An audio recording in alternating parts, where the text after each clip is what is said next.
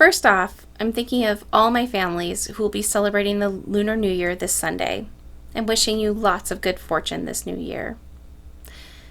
With the turning of the calendar, our minds often turn to thoughts of renewal and rejuvenation. I know my mind did.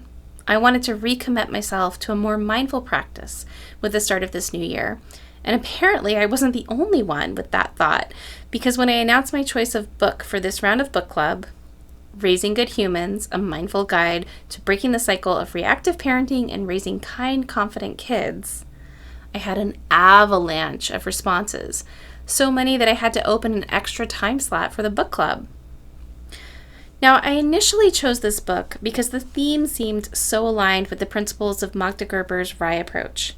Mindfulness, as described in this book, is the awareness that arises through paying attention on purpose in the present moment and non-judgmentally. And that's what we strive for in classes. The goal is to sit back and see what happens when we don't entertain or interfere, what happens with the children, and what happens in ourselves.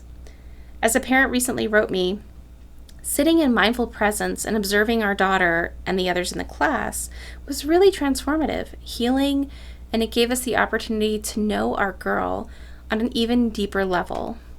She thanked me for shepherding them through their fears, questions, discovery, and for giving them a space to quiet down the senseless chatter of the outside world.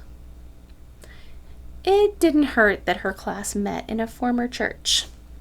But seriously, this is part of the gift of RIE, slowing down to be in the present moment. Another gem from just the first chapter of the book. Your child needs you, the authentic you underneath all the stress and reactivity, with less tension and more presence and ease. Your availability to be fully present will naturally start to soothe your child, helping him feel seen, heard, and accepted. And that's what happens in the 90 minutes of a RIE class. 90 minutes of not answering emails or responding to texts, of not running to the other room to do a quick task. 90 minutes of simply being available and observant. Not always in silent observation, but in authentic presence. The most valuable thing you can give another person is your attention, to see them and to seek to know them.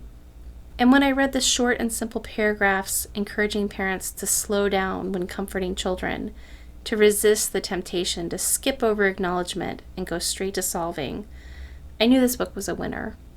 As Magda put it, how many people say to a crying child, "You're okay"? Well, maybe the child doesn't feel okay.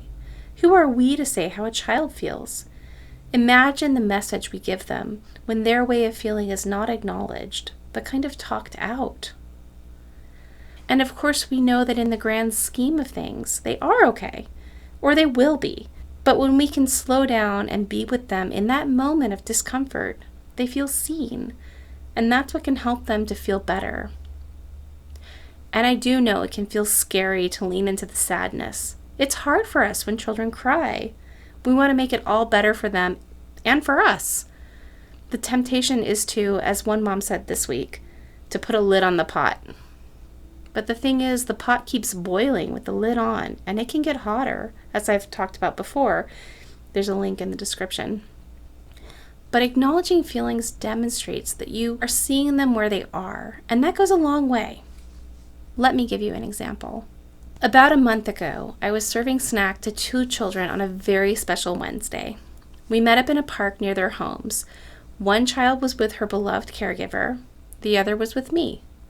We wandered around a playground, and then I got out a snack. Yes, bananas. And even though I didn't have my table, the girls quickly settled into the routine on an enormous concrete picnic table, washing hands, picking bibs, and peeling and eating banana. It was a delight. The table was so big they had to stand up.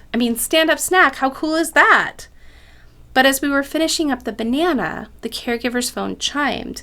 It turned out they needed to head home to wait on an appliance repair person, and they needed to leave quickly.